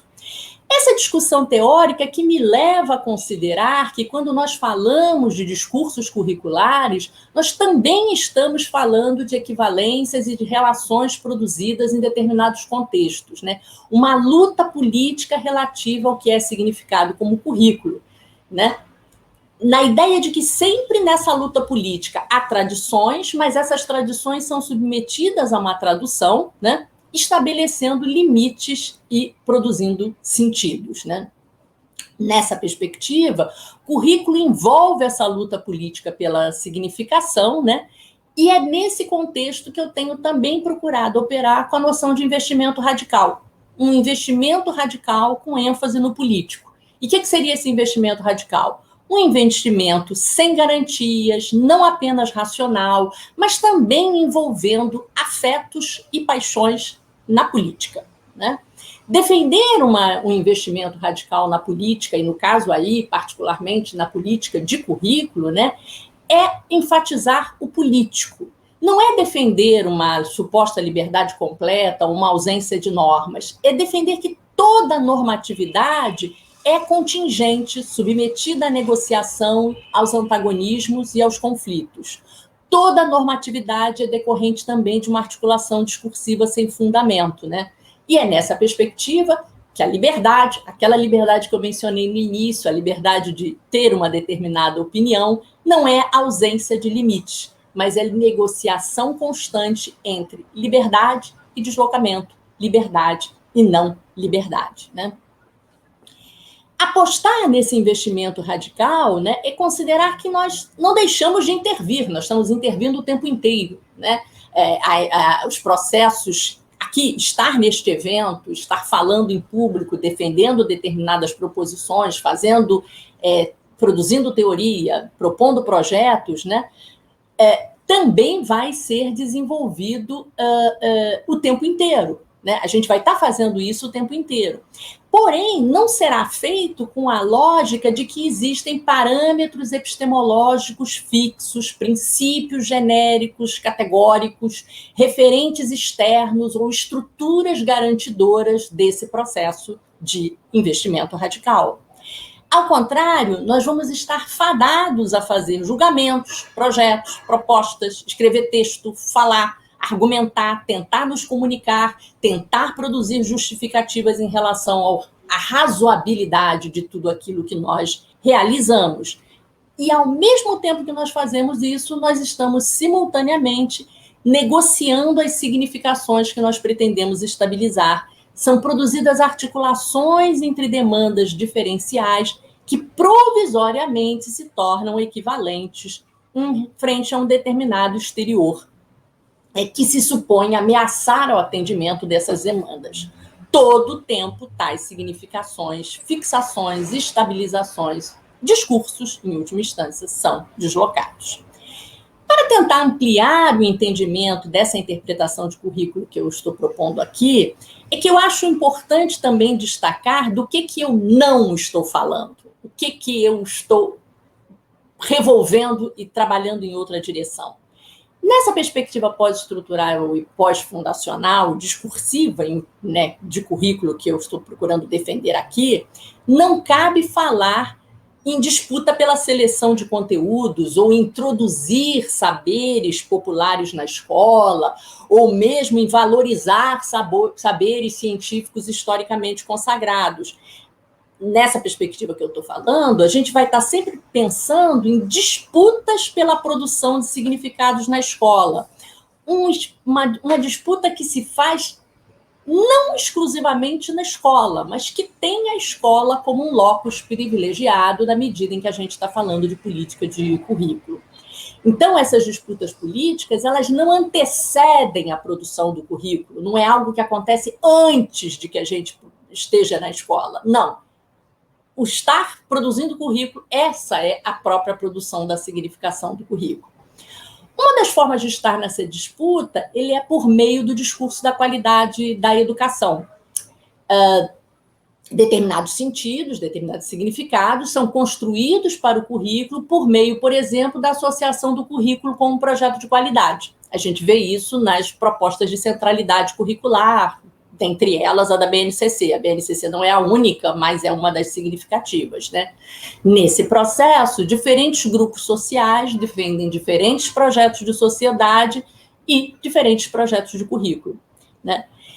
Só que, se a gente incorpora a perspectiva pós-estrutural, nós vamos pensar todos esses sujeitos na luta política como descentrados, como sem fixações plenas, tanto da noção dos grupos quanto da noção dos projetos. Não é nada pré-fixado anterior ao processo político. Ou seja, eu não vou falar de grupos, de identidades e de projetos que precedem o processo político. É o processo político quem vai estar produzindo as significações e as identificações dos grupos sociais e dos projetos políticos, né? Ou seja, grupos e projetos vão se constituindo a partir das articulações nas quais há traços de determinadas histórias e múltiplos processos sociais de identificação de todos nós, como cidadãos, como os professores universitários, como pesquisadores, professores da educação básica, homens, mulheres, heterossexuais, homossexuais, negros, brancos, indígenas, o que for, né? E tudo isso vai produzindo articulações que vão ser sempre precárias, instáveis, ambíguas e contextuais. Um dos aspectos que eu tenho procurado trabalhar é como é que essas articulações discursivas se desenvolveram, por exemplo, da eleição de 2018 para cá, eleição para a presidência da República, né? Mesmo porque alguns dos embates centrais durante a campanha eleitoral à presidência em 2018 se desenvolveram em torno da educação e do currículo, né? Escola sem partido, políticas de gênero, políticas de sexualidade, né? E todo esse processo foi se utilizando para Bolsonaro ganhar a eleição à presidência da República, né? O que eu tenho procurado nas minhas investigações afirmar é que é possível dizer que as articulações dos discursos educacionais bolsonaristas produziram uma determinada identificação contra aquilo que vem por eles sendo denominado o marxismo cultural, né? Por marxismo cultural, para ser mais breve, né, e tentar aqui reduzir um pouco a minha fala, né, eu estou falando de um discurso conspiratório que vem se construindo em websites, vídeos na internet, divulgando o que existiria como grande conspiração marxista cultural. Na interpretação desses grupos, né, essas conspirações teriam se iniciado com Gramsci, estariam associados ao fato de que os líderes das revoluções de esquerda nunca foram proletários, eles sempre foram intelectuais. Tais intelectuais marxistas, né, na democracia, teriam engendrado um processo de que não seria mais possível combater o capitalismo pelas armas ou pelo controle dos meios de produção. Seria necessária uma guerra cultural. E para essa guerra, os partidos de esquerda atuariam como pedagogos, conscientizando as pessoas, né? Vem daí, por exemplo, a forte crítica a Paulo Freire, né? E a esquerda estaria, desse modo, atuando como pedagogo, ocupando posições no Estado para mudar as bases culturais e educacionais no país de forma a destruir a civilização ocidental capitalista, né? Nessa perspectiva conspiratória, todo pensamento crítico nacional seria marxista, e nisso se incluiriam os neomarxistas, os estritamente marxistas, mas também todos os que defendem a escola de Frankfurt, os pós-estruturalistas, os desconstrucionistas e todos os defensores do multiculturalismo, né? E aí que atacar, por exemplo, a pessoa de Paulo Freire se tornou algo muito fácil. O que eu quero chamar a atenção nesse processo, né, é que o antagonismo que se construiu entre cadeias discursivas pró-Bolsonaro e anti-Bolsonaro, ao mesmo tempo que pró-PT e anti-PT, né, ao mesmo tempo como eles se tornando, né, um anti-PT, um anti-Paulo Freire, um anti-socialismo, um anti-marxismo cultural, nós, o outro lado, pelo menos eu me sinto incluída nesse processo, nos tornamos o pró-PT, pró-Paulo Freire, pró-marxismo cultural, pró-socialismo, ainda que sequer nos mobilizássemos nessa direção ou pudéssemos ser identificados como tais antes dessa luta política. A força com que o movimento pró-Bolsonaro construiu a representação desse inimigo, né, bem como a própria representação de uma luta antagônica, vem também nos constituindo, né? E tais representações deles contra nós não são apenas, que é importante chamar a atenção disso, de um antagonismo que está no exterior, né? Ele, mais do que estar no exterior, ele é constitutivo. Nós estamos inseridos nessa mesma luta e, ao mesmo tempo que estamos constituindo o outro de uma determinada maneira, estamos sendo constituídos nessa luta política. Se todos os processos de significação são relacionais, tais cadeias discursivas engendram novas e precárias significações de quem são eles e de quem somos nós. O ponto crucial, se a gente se utiliza da teoria do discurso, é pensar que não existe apenas a lógica da equivalência, existe também a lógica da diferença. Movimentos políticos continuam e permanecem sendo marcados pela diferença, né? A equivalência temporariamente construída entre demandas educativas e curriculares não apaga os movimentos diferenciais que tornam impossível qualquer plenitude hegemônica e impedem o fim da política, né? É o mesmo que dizer que as articulações que permitiram a eleição de Bolsonaro à presidência da República não são as mesmas articulações que permitiram o governo, né? E não serão as mesmas articulações no processo político em 2022. É aí que eu trago, já buscando finalizar a minha fala, as conclusões da Chantal Mouffe, as discussões que a Chantal Mouffe vem fazendo na defesa de um populismo de esquerda, em que ela questiona o essencialismo da classe esquerda europeia, né, e a pretensão de que uma luta política poderia chegar a uma sociedade sem Estado e sem antagonismos, né? Na concepção da Chantal, ela faz uma defesa veemente, né, de que nós vivemos um momento populista em que é importante haver uma defesa de um populismo de esquerda contra o avanço do populismo de direita, né? E que esse populismo, para Chantal, ela é uma condensação de demandas heterogêneas que já não podem mais ser vinculadas a uma determinada categoria social ou uma categoria sociológica. Povo não é uma essência dada, um referente ôntico, uma categoria ou uma classe social específica. Povo também não é composto de pessoas a serem conscientizadas ou pessoas a serem convertidas. Povo é uma construção social na qual nós podemos investir apenas de forma radical, ou seja, como eu mencionei antes, sem garantias e sem objetivismo, né? Essa articulação ela vai acontecer independente de filiações políticas prévias e ressignifica nesse processo o próprio sentido de esquerda. Esse é um processo de construção de uma vontade coletiva, né? E que exige também mobilização de afetos comuns em defesa da democracia e em defesa da justiça social. E já buscando finalizar essa minha apresentação, o que eu acho importante, o que eu acrescento a essa discussão da Chantal, considerando a política no Brasil, mas também considerando a política de currículo, né, é como que hoje esse investimento numa luta política democrática envolve o investimento também radical na desconstrução das cadeias de significação antagônicas que vêm produzindo esta guerra cultural e que nessa guerra cultural vem demonizando universidades e escolas, né? Uma das importantes possibilidades, a meu ver, de deslocar tais significações que demonizam as universidades, que demonizam as escolas e também, muitas vezes, demonizam a ciência, né? Das importantes possibilidades é deslocar as significações que são exploradas nos diferentes espaços sociais, né?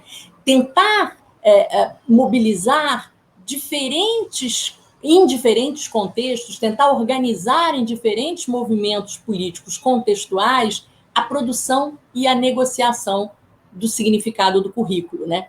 Sempre pensando na ampliação das cadeias articulatórias que neguem essa guerra cultural e que produzam a expulsão das demandas ultraconservadoras. É desse modo que me parece possível hoje, de forma limitada, de forma precária, tentar operar de algum modo em direção a um horizonte impossível, mas obrigatoriamente necessário de justiça social e democracia.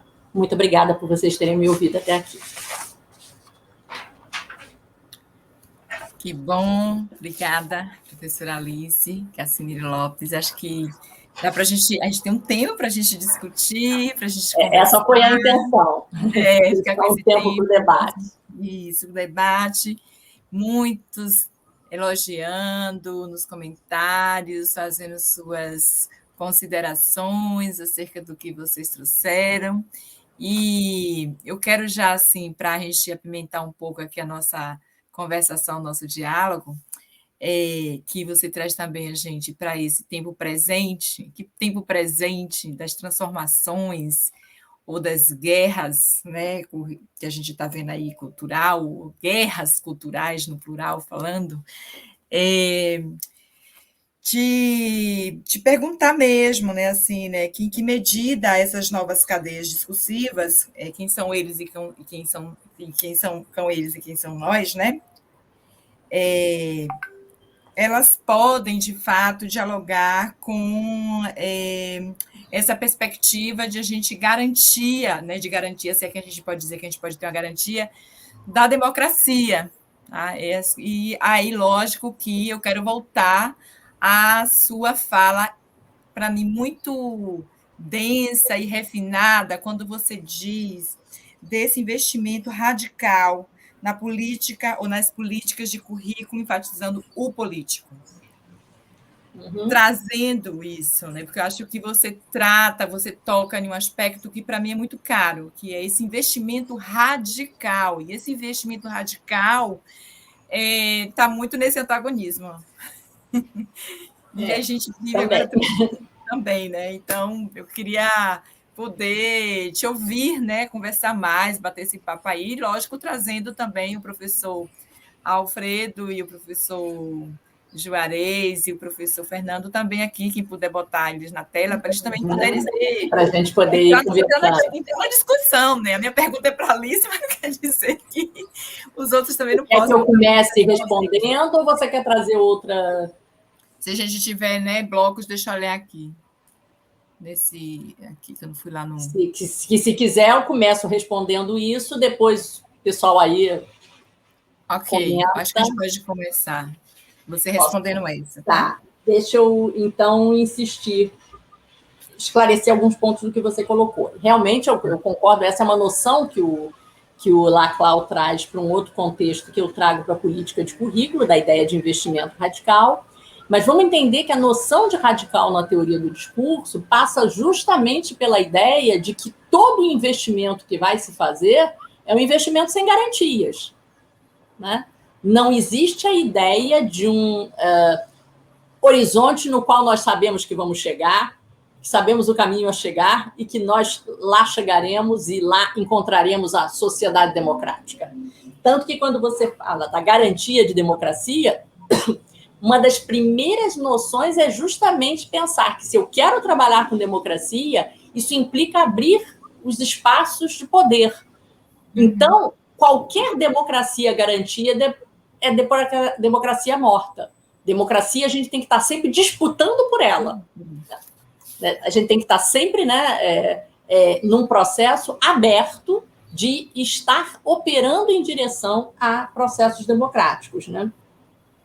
E a noção de antagonismo, ela me parece importante para a gente entender esses processos de lutas políticas, mas sempre percebendo que esse antagonismo ele é uma simplificação do social. Querer reduzir, por exemplo, a luta política hoje a uma luta pró-Bolsonaro ou anti-Bolsonaro, ela é uma redução. Você tem outras tantas lutas políticas acontecendo nessas cadeias discursivas, né? Mas eu considero que essa é uma das lutas nas quais nós estamos inseridos, e não apenas no momento eleitoral, né? Elas transcendem esse processo. Elas vão estar, né? E, a meu ver, envolve essa importância da ênfase do político. Mesmo porque, aí vou trazer um pouquinho mais para o campo da política de currículo, né? A tendência é, muitas vezes, no campo de uma política de currículo, a tentativa de apagamento de conflitos, né? A tentativa de, por exemplo, via uma base nacional comum curricular, tentar dizer que agora qual é o caminho a ser feito. Então, como se a política fosse algo que precedesse o processo de estar na escola. Não, é não apagar o político. É não estabelecer uma estrutura que vai dizer de uma vez por todas como é que a sociedade é. E engendrar que é na luta política, nos mais diferentes contextos sociais, que a gente está disputando essas significações, dentre elas no currículo, né? A própria significação do... né? Por exemplo, no momento da pandemia, a própria significação de como é que a gente está lidando com saúde, com vida, né? O que é cuidado, tudo isso passa num processo que envolve o currículo. Né?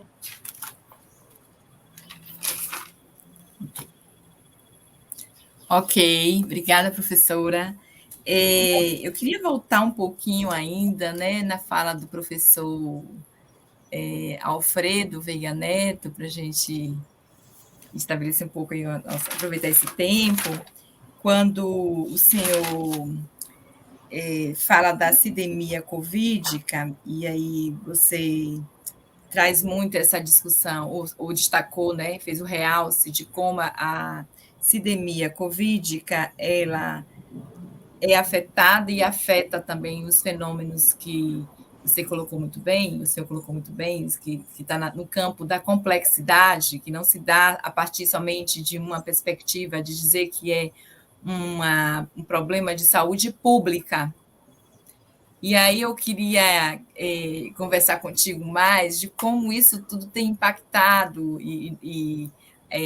principalmente no que diz respeito a esse tempo presente, né? Esse tempo presente desse currículo presente que parece que ficou nessa onda de que hora a gente está dessa educação que dá uma reviravolta, né, de que aí coloca no discurso de que agora a gente vai ter que fazer educação online, agora a gente vai fazer o ensino remoto, enfim, como é que tem visto, tem percebido esse tempo presente, né, principalmente no que diz respeito no mundo, né, da educação, essa transformação, né, desse tempo presente que também nos afeta e somos afetados por ele no que diz respeito a esse mundo vida, né, mundo mais vida, né, vou poder falar assim, trazendo essa ideia que o senhor trouxe aí, que para mim foi de forma muito lúcida, a sindemia covídica, que para mim foi muito caro você trazer para a gente, situando nesse tempo presente onde estamos imersos, mesmo sem todos terem essa mesma compreensão. Maria Cláudia, né, eu te agradeço esse interesse, porque me oportuniza também falar mais um pouquinho, lembrando que, por exemplo, as nossas condutas daqui para diante, ensino, porque não existe educação à distância, existe ensino à distância. Eu quero fazer meio germanicamente uma distinção, digo germanicamente porque é uma distinção feita muito claramente assim, mais sistematicamente e claramente por Immanuel Kant na última década do século XVIII. Por isso germânica que eu falo. Essa distinção que não existe educação remota. Não existe. Pode existir ensino, pode existir informação, pode existir aqueles níveis mais elementares da cognição humana. Bem, então, temos aí um exemplo muito, muito interessante que educação remota e educação presencial, vamos usar esse vocabulário, né? Ainda que alguns defendam que mesmo a remota existe uma presença à distância, mas vamos usar presencial como de carne e osso lá na sala, e remota como usando a telemática, né? o suporte computacional e o suporte da informática e do teleprocessamento, por isso telemática. Então, esse é um exemplo, que essa é uma faceta da sindemia, que se apresentou agora para nós. A sindemia é uma epidemia que leva a um questionamento, uma problematização que não era uma problematização. EAD e tal, era uma coisa que existia, tal, tudo bem, tal, mas não era algo necessário. E se tornou necessário sob pena de ou se faz educação remota ou não se faz nada com as crianças durante 1, 2, mais anos de suas vidas. Então, um remendo, o ensino remoto, e não a educação. Eu estou aqui sendo um pouco rigoroso, e limitador, usando um pouco aquelas teses que na Argentina rolaram há um ano atrás sobre a escola e a distância, a escola presencial, tal. E uma das teses é essa, né, deles, não é minha, da pessoal da universidade, uma parte, né, de colegas da Universidade de Buenos Aires. Então, eu acho que esse é um bom exemplo. Como que nós vamos contornar essas questões? Porque para mexer na educação remota, no ensino remoto, e termos uma educação presencial, é preciso levar em conta o SARS-CoV-2. Né? Mas não é só isso. É preciso levar em conta se as pessoas se vacinaram ou não. E quantos se vacinaram e quando se vacinaram. E que idade essas pessoas têm. E se usam máscara ou não usam máscara. E o nível socioeconômico e cultural dessas pessoas. E levar em conta o negacionismo e os contradiscursos. Eu acho que são contradiscursos contra a ciência, né? Contra o conhecimento científico. Tendo bem claro que o conhecimento científico não é um conhecimento certo, seguro e cabal e acabado. Claro que não é. Claro que não é. Ele é um sistema suscetível a à crítica e suscetível.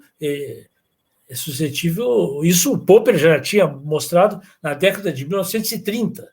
Então, refutacionismo, né? Ele é refutável, mas ele é menos refutável do que a opinião de um Bolsonaro, ou de um filho do Bolsonaro, ou do meu conterrâneo aqui, o Osmar Terra, né? Quer dizer que adotam determinados dogmas da cabeça deles, não é bem da cabeça deles, né? Tem o Steve Bannon, tem o Kursk, existe uma entourage internacional encarregada disso, que trabalhou principalmente a cabeça do Trump, ou usou o Trump para isso, e que temos aqui o nosso tramposo, nosso exemplar tramposo no nosso país, né? Os tramposos.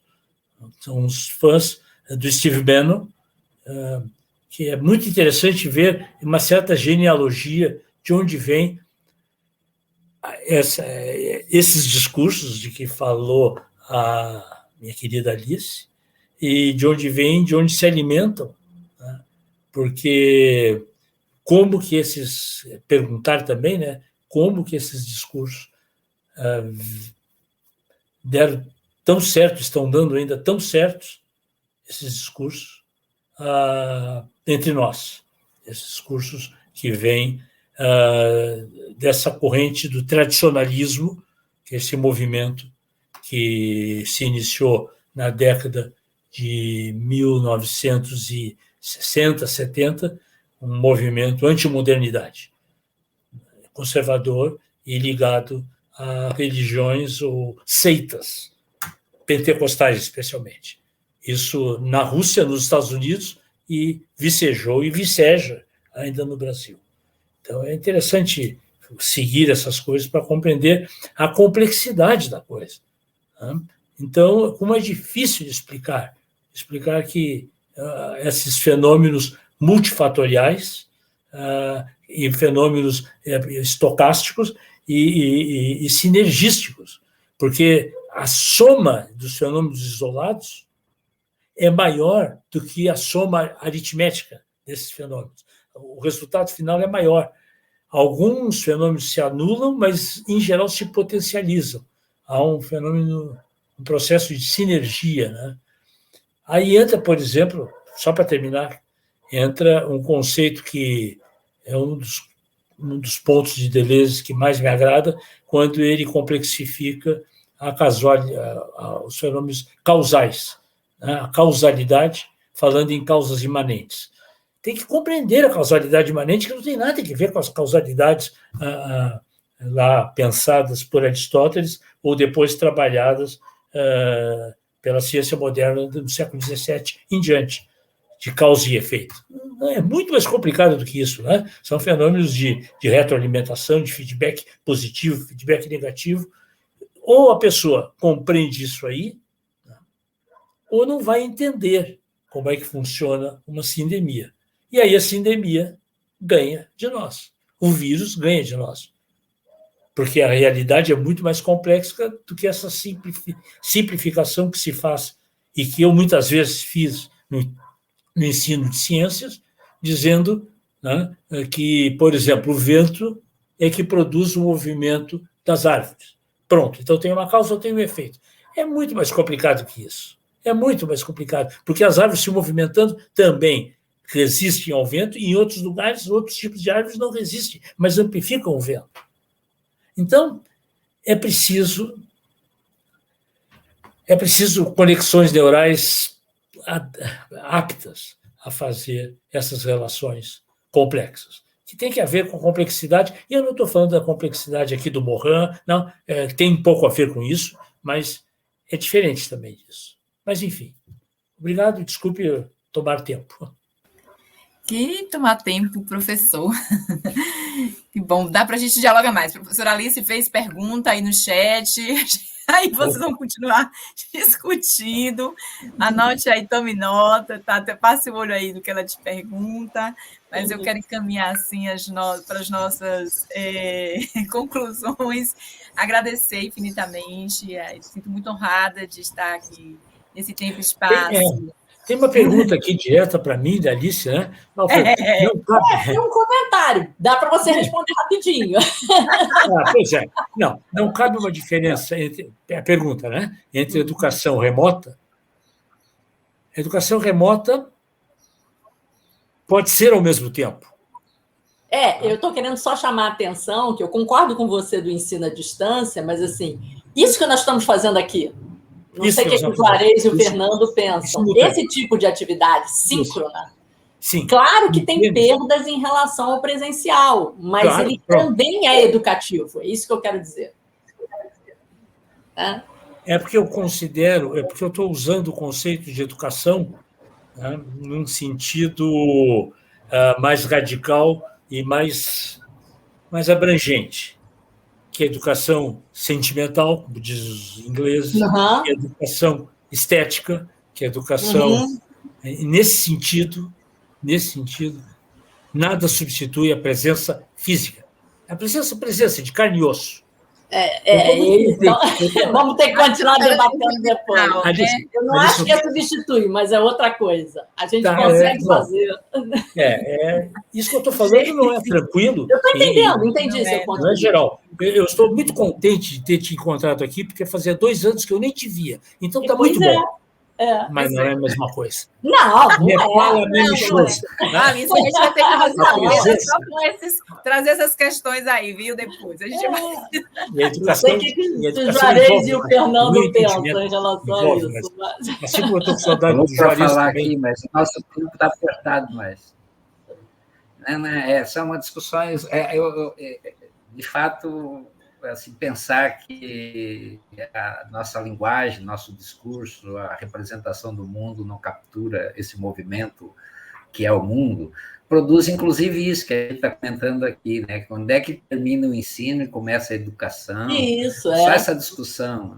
Né? Do território, né? E a discussão do território que você fez. Exatamente. Porque você, na medida que você define educação ou define ensino, você mata, né, o próprio conceito na sua interminável territorialidade, pensando no tema que você disse. Então, eu concordo com o Alfredo, também concordo com a Alice. Quer dizer, nós estamos falando de questões complexas, profundas, né, que exigem pensamento radical, mas, ao mesmo tempo, aí fiquei pensando quando a fala do Alfredo falava da necessidade de uma apropriação intelectual mais ampla, fiquei pensando das questões todas que a gente questiona, põe em suspenso do eurocentrismo, do conhecimento científico, dos conteúdos da escola moderna. Então, nós estamos envolvidos no campo da educação e dos estudos curriculares numa rede complexa de discussão de conceitos que são caros à educação, nos quais se inserem estes, por exemplo, da diferença entre educação e ensino, a diferença entre o presencial e o remoto, que são todos muito recentes para a gente revisitar os nossos conceitos filosóficos, histórico-políticos, para poder deslocá-los nesse tempo presente, o tempo da transformação. Né? Nos exige muito, com certeza. Só uma notinha de rodapé. Eu sou, claro, não posso ser adepto ao eurocentrismo.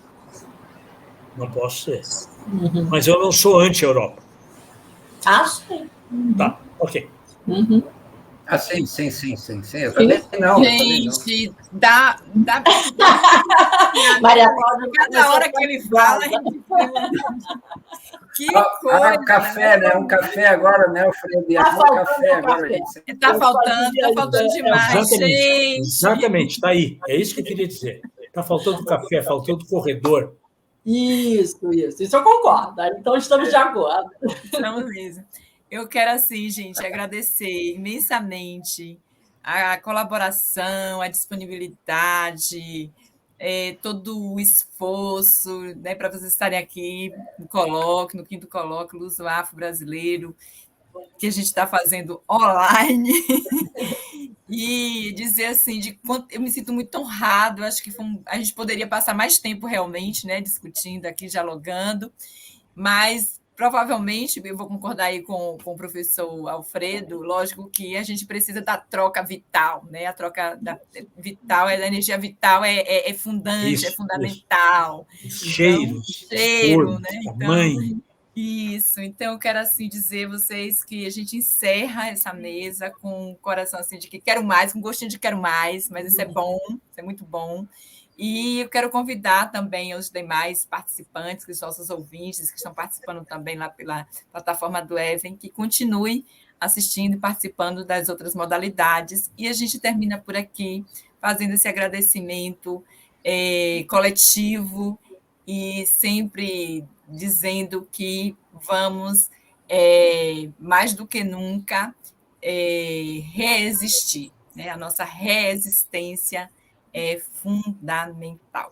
Muito obrigada a todos. E a gente encerra por aqui.